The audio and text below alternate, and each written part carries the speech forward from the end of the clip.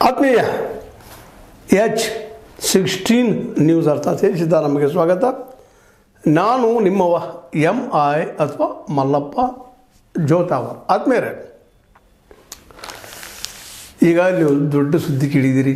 ಕಾಂಗ್ರೆಸ್ ಹೊಡೆದು ಹೋಯಿತು, ಗೌರ್ಮೆಂಟ್ ಹೋಯಿತು, ಸಿದ್ದರಾಮಯ್ಯ ಹೋದ, ಪಾರ್ಟಿ ಹೊಡಿತು, 39 ಜನ ತೊಗೊಂಡು DKC ಮುಖ್ಯಮಂತ್ರಿ ಆಗಲಿಕ್ಕೆ ಹೊರಟಿದ್ದಾರೆ. ಅಯ್ಯೋ, 1-2 ಸುದ್ದಿಗಳು ಎದ್ದ ತಕ್ಷಣ ಇದೆ. ಯಾಕೆ ಹೀಗೆ ಆಗ್ತಾಯಿದೆ ಅಂತ ಆ್ಯಕ್ಚುಲಿ ಇದು ಆಗಬಾರ್ದಾಗಿತ್ತಲ್ಲ, ಇಂಥ ಸುದ್ದಿಗಳು ಹಬ್ಬಾರ್ದಾಗಿತ್ತು. ಯಾರು ಹಬ್ಬಿಸ್ತಾ ಇದ್ದಾರೆ? ಸ್ವತಃ DKC ಹಬ್ಬಿಸ್ತಾ ಇದ್ದಾರಾ, ಅಥವಾ ಸಿದ್ದರಾಮಯ್ಯರು ಹಬ್ಬಿಸ್ತಾ ಇದ್ದಾರಾ, ಅಥವಾ ಕುರ್ಚಿ ಮೇಲೆ ಆಸಿಟ್ಟಂಥವ್ರು ಹಬ್ಬಿಸ್ತಾ ಇದ್ದಾರಾ, ಅಥವಾ BJPಗೆ ಹಬ್ಬಿಸ್ತಾ ಇದ್ದಾರಾ ಅಂತ ಇವೆಲ್ಲ ಗಮನಿಸಿದಾಗ ಸಹಜವಾಗಿ ಇದು ಒಂದು ಏನಪ್ಪ ಅಂತ ಸಹಜವಾಗಿ ಪ್ರಶ್ನೆ ಮಾಡಿದಾಗ ಸ್ಪಷ್ಟ ಮಾತುಗಳಲ್ಲೇ DK ಶಿವಕುಮಾರ್ ಅವರು ಹೇಳಿದರು, ಇದೆಲ್ಲ ಗಾಳಿ ಸುದ್ದಿ, ಯಾವ ಸಂಪುಟ ವಿಸ್ತರಣೆ ಇಲ್ಲ, ಏನಿಲ್ಲ, ನಮ್ಮ ಕೆಲಸವನ್ನು ನಾವು ಮಾಡ್ಕೊಂಡು ಹೊರಟಿದ್ದೀವಿ, ನಮ್ಮ ಕೆಲಸ ಮಾಡೋದು ಬಿಡ್ರಿ ಅಂತ ಹೇಳ್ತಾ ಇದ್ದಾರೆ. ಇದನ್ನು ಕೇಳಿದಾಗ ಎಷ್ಟು ನಿರಾಶೆ ಆಗ್ತದಪ್ಪ ಅಂತಂದ್ರೆ ಅವು ಏನೋ ಒಂದು ಬ್ರೇಕಿಂಗ್ ನ್ಯೂಸ್ ಆಗ್ತದೆ ಅಂತ ತಿಳ್ಕೊಂಡವ್ರಿಗೆ ಈ ನ್ಯೂಸಿಂದಾಗಿ ಒಂದಿಷ್ಟು ತಣ್ಣಗಾಗಿರಬೇಕು ಅಂತೇಳಿ ಅನ್ನಿಸ್ತದೆ. ಆದರೂ ಆಗೋದಿಲ್ಲ, ಮತ್ತೆ 2 ದಿವಸ ಮತ್ತೆ ಶುರು ಆಗ್ತದೆ.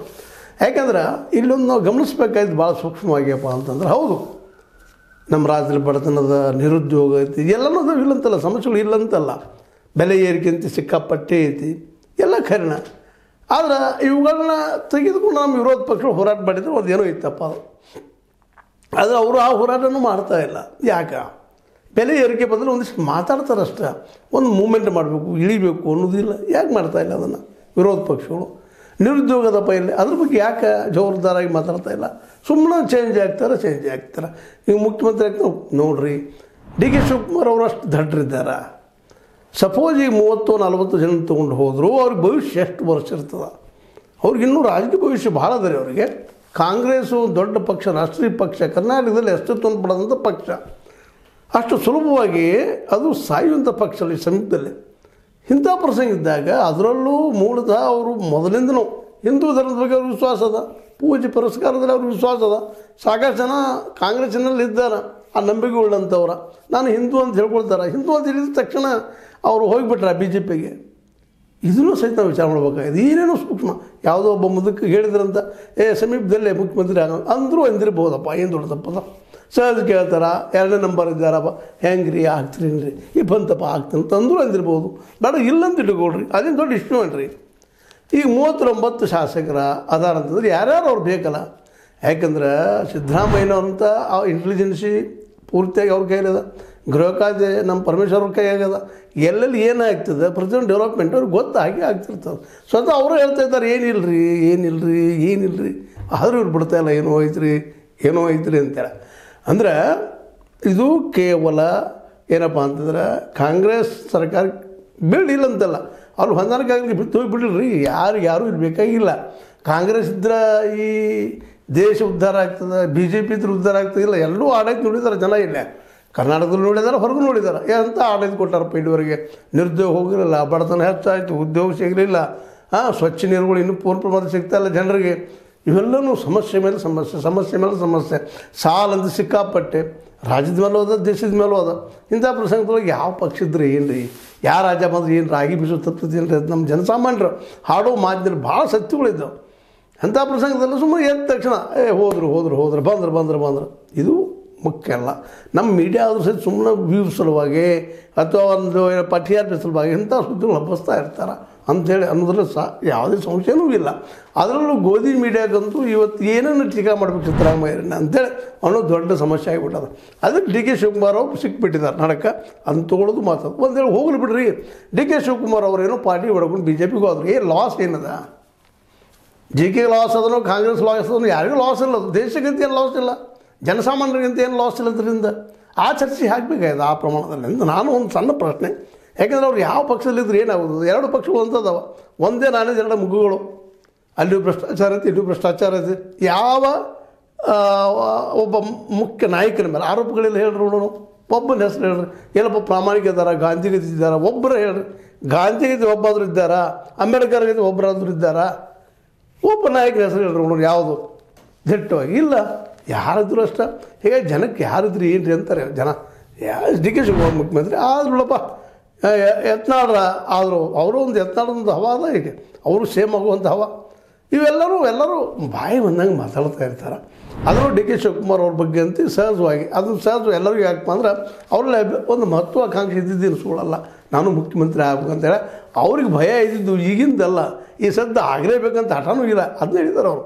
ನನಗೇನು ಆತುರ ಇಲ್ಲಪ್ಪ, ಈಗ 2022 ತನಕ ವೇಟ್ ಮಾಡ್ತೀನಿ ನಾನು, ಕಾದ ಆಮೇಲೆ ಜನಸೇವೆ ಮಾಡ್ಕೊತೀನಿ, ಜನತೆಗೆ ಹೋಗ್ತೀನಿ. ನಾನು ಈಗಾಗಲೇ ಜನತೆಗೆ ಹೋಗಿದ್ದೀನಿ, ತಂದು ಗೆದ್ದಿಸ್ಕೊಂಡು ಬಂದಿದ್ದೀನಿ ಅಂತ ಸ್ವತಃ ಹೇಳ್ಕೊಳ್ತಾ ಇದ್ದೀನಿ. ನನಗಿನ್ನೂ ಬೇಕಪ್ಪ ಜನ ಬೆಂಬಲ ಅಂತೇಳಿ. ಜನ ಬೆಂಬಲ ಗಳಿಸೊಳಗೆ ಜನಸೇವೆ ಮಾಡ್ತಾಯಿದ್ದೀನಿ, ನೀವು ನೀರು ನಮ್ಮ ಕಾಲಿಗೆ ಇತ್ತಿದ್ದೀರಪ್ಪ ಮರ ಅಂತ ಸ್ವತಃ ಅವರು ತಮ್ಮ ನೋವನ್ನು ತಿಳ್ಕೊಂಡಿದ್ದಾರೆ. ನಾವೆಲ್ಲೂ ಇಲ್ಲಪ್ಪ, ಇದೆಲ್ಲ ಗಾಳಿ ಸುದ್ದಿ ಬಿಟ್ಟುಬಿಟ್ರಿ. ಸಂಪುಟ ವಿಸ್ತರಣೆ ಮಾಡಿದ್ರೆ ಮಾಡಲಿ, ಮುಖ್ಯಮಂತ್ರಿ ಕೆಲಸದು. ತಮಗೆ ಯಾರು ಬೇಕು ಯಾರು ಬೇಡ ಅವ್ರು ನಿರ್ಧಾರ ಮಾಡಲಿ ಅನ್ನೋಷ್ಟು ಮಟ್ಟಿಗೆ ಮಾತಾಡ್ತಾ ಇದ್ದಾರೆ. ಇದನ್ನೆಲ್ಲ ಗಮನಿಸಿದಾಗ ಸಹಜವಾಗಿ ಹೌದಪ್ಪ, ಇದು ಮನದಾಳದ ಮಾತಪ್ಪ, ಸುಳ್ಳಲ್ಲ, ಕರೆ ಮಾತಾಡ್ತಾ ಇದ್ದಾರೆ ಅಂತೇಳಿ. ಯಾಕಂದರೆ ಸರಳದಲ್ರಿ, 2ನೇ ನಂಬರ್ ಇದ್ದಾರೆ ಅವರು. ಇನ್ನು 3ನೇದವ್ರು ಯಾರೋ ಬರೋರಿದ್ರು ಸಹಿತ ಇವ್ರು ದಾಟಿ ಮುಂದೆ ಹೋಗ್ಬೇಕು. ಅಧ್ಯಕ್ಷರಿದ್ದಾರೆ ರೀ, ಜೊತೆಗೆ ನೀರಾವರಿ ಮಿನಿಸ್ಟರ್ ಇದ್ದಾರೆ, ಮತ್ತು ಬೆಂಗಳೂರು ಕೈಯಾಗದ, ಇನ್ನೇನು ಬೇಕ್ರಿ ಮನುಷ್ಯಾಗ. ಅವ್ರ ವಯಸ್ಸಿಗೆ ಮೀರಿದಂಥ ಎಲ್ಲ ಪೋಸ್ಟ್ಗಳು ಅವ್ರ ಮುಂದೆ ಅದಾವ. ಸಣ್ಣ ವಯಸ್ಸಲ್ಲಿ ಮಿನಿಸ್ಟರ್ ಆಗಿದ್ದರಿಂದ ಕಾಂಗ್ರೆಸ್ ಅವ್ರು ಏನೇನು ಕೊಟ್ಟೈತಿ ಏನೇನು ಕೊಟ್ಟಿಲ್ಲ ಅದೆಲ್ಲ ಗಮನಿಸಿ ವಿಚಾರ ಮಾಡಬೇಕಾಗ್ತದೆ. ಏನೋ ಒಂದು ಮುಖ್ಯಮಂತ್ರಿ ಸ್ಥಾನ ಯಾಕೆ ಕೊಟ್ಟಿಲ್ಲಪ್ಪ ಅಂತಂದರೆ ಸಹಜದ ಸಿದ್ದರಾಮಯ್ಯನವರು ಮಾಸ್ ಲೀಡರ್ ಇದ್ದಾರೆ. ಹೀಗಾಗಿ ಮತ್ತು ಅವರ ಅನುಭವದಲ್ಲೂ ಜಾಸ್ತಿ ಅದ, ತೂಕು ಜಾಸ್ತಿ ಅದ. ಹೀಗಾಗಿ ಅವರು ಕಾಂಗ್ರೆಸ್ಸಲ್ಲಿ ಅವರಂತ ಇನ್ನೊಬ್ಬ ಲೀಡರ್ ಇಲ್ಲ ಅನ್ನೋ ಕಾರಣಕ್ಕೆ ಅವ್ರು ಕೊಟ್ಟಿದ್ದಾರೆ.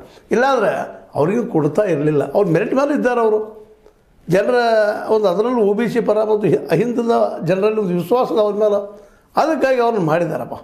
ಅವರಾಯಿತು, ಇದು ನಾಳೆ 28ಕ್ಕೆ ಅವರು ನಿಶ್ಚಿತವಾಗಿ ಹೋಗ್ತಾರೆ. ನಾನು ಆಗೋದು ಗಡಬಡಿ ಮಾಡಬೇಕು ಅನ್ನುವಂಥ ಕಾರಣಕ್ಕಾಗಿ ಅದು ಆತೂರಿಲ್ಲ. ನೆಕ್ಸ್ಟ್ ನಾನು ಆಗೋದನ್ನು ಸೇಮ, ಮತ್ತು ಅದಕ್ಕೆ ಆ ಪಕ್ಷಕ್ಕೆ ಹೋಗಿ 45 ಮಂದಿ ತೊಗೊಂಡು ಹೋಗಿ ಅವರು ಒಂದು ಪೀರಿಯಡ್ ಒಂದು 2.5 ವರ್ಷಕ್ಕೆ ಚೀಫ್ ಮಿನಿಸ್ಟರ್ ಮಾಡಿ ನಂತರದ ನಮ್ಮನ್ನು ಮನೆಗೆ ಕಳಿಸಿ ಅವ್ರಿಗೆ ಗೊತ್ತದ ಸಿಂಧ್ಯಾಗ ಏನದು ಮಹಾರಾಷ್ಟ್ರದಾಗ ಬಾಜು ಗುಣಿಸಿದಾರೆ. ಈಗ ಏನು ಅಧಿಕಾರ ಯಾವುದೂ ಇಲ್ಲ, ಏನೂ ಇಲ್ಲ. ಮುಖ್ಯಮಂತ್ರಿ ಮಾಡಿದ್ರು ಎಲ್ಲ ಹೇಳಿದಾಗ ಕೇಳಿದ್ರು, ಹೊಡೆದ್ರು. ಇವತ್ತು ಏನಾಗಿದೆ ಅವ್ರಿಗೆ ಗೊತ್ತದ. ಅವೆಲ್ಲ ಅನುಭವ ಸಾಕಷ್ಟು ಇದ್ದಾಗ ಅವ್ರ್ಯಾಕೆ ಹೋಗ್ತಾರೆ. ಇಲ್ಲಿ ರಾಜ ಅದಾರ ಅವರು, ಮತ್ತು ಡೈರೆಕ್ಟ್ ಕಿಚನ್ ಕ್ಯಾಬಿನೆಟ್ ಸೀದಾ ಸೋನಿಯಾ ಗಾಂಧಿ ಅವ್ರ ಅಡುಗೆ ಮನೆಗೆ ಹೋಗ್ಬೋದು.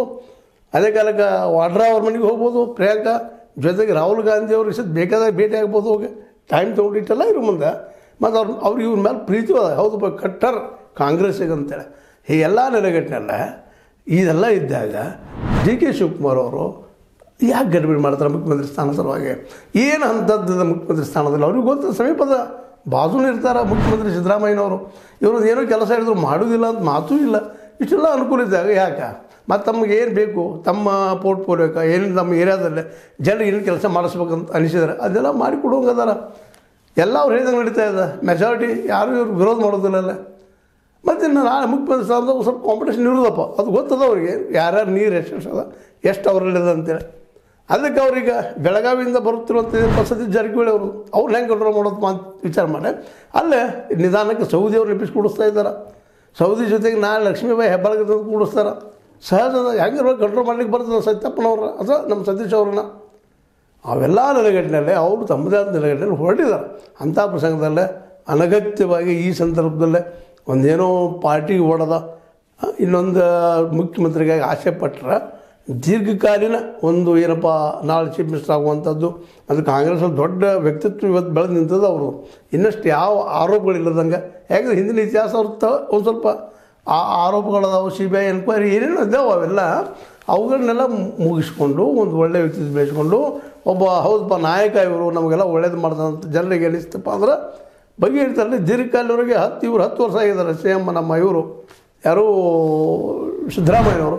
ನಾಳೆ ಇವ್ರು 15-20 ವರ್ಷ ಆಗ್ಬೋದು. ಈಗ 62-65 ವಯಸ್ಸು ಅಂತ ಇಟ್ಕೊಳ್ರಿ. ಇನ್ನೂ 20 ವರ್ಷ ಇಳಿದ್ರೆ 85 ವರ್ಷ, 20 ವರ್ಷದ ಎಷ್ಟು ಟೈಮ್ ಸಿಗ್ತದೆ ಗೊತ್ತಿಲ್ಲ. ಕರ್ನಾಟಕದಲ್ಲಿ ಕಾಂಗ್ರೆಸ್ನ ಬೇರದಂತ ಅವ್ರಿಗೆ ಗೊತ್ತದ. ಈ ಎಲ್ಲ ನೆಲೆಗಟ್ಟಿನೆಲ್ಲ ಈ ನಮ್ಮ ಡಿ ಕೆ ಶಿವಕುಮಾರ್ ಅವರು ರಾಜೀನಾಮೆ ಕೊಟ್ಟು ಅಥವಾ ಪಾರ್ಟಿ ಓಡೋದು BJP ಹೋಗ್ತಾರೆ ಅನ್ನುವಂಥದ್ದು ಮಾತು ಮೋಸ್ಟ್ಲಿ ಇದು ನಮ್ಮ ಗೋಧಿ ಮೀಡಿಯಾ ಹುಟ್ಟು ಹಾಕಿದ ಕಸಿ ಇರ್ಬೋದು ಅಂತ ಹೇಳ್ತಾ, ಇದು ನಿಮಗೆ ಲೈಕ್ ಆಗಿರ್ಬೋದು. ಲೈಕ್ ಮಾಡಿ, ಶೇರ್ ಮಾಡಿ, ಕಮೆಂಟ್ ಮಾಡಿ, ಜೊತೆಗೆ ಸಬ್ಸ್ಕ್ರೈಬ್ ಆಗೋದು ನಿಲ್ಲಿಸ್ಬಿಡ್ರಿ. S16 ನ್ಯೂಸ್ ಅರ್ಥ ಇದು ಸತ್ಯದ ಕೈಗಳಲ್ಲಿ ವಂದನೆಗಳು.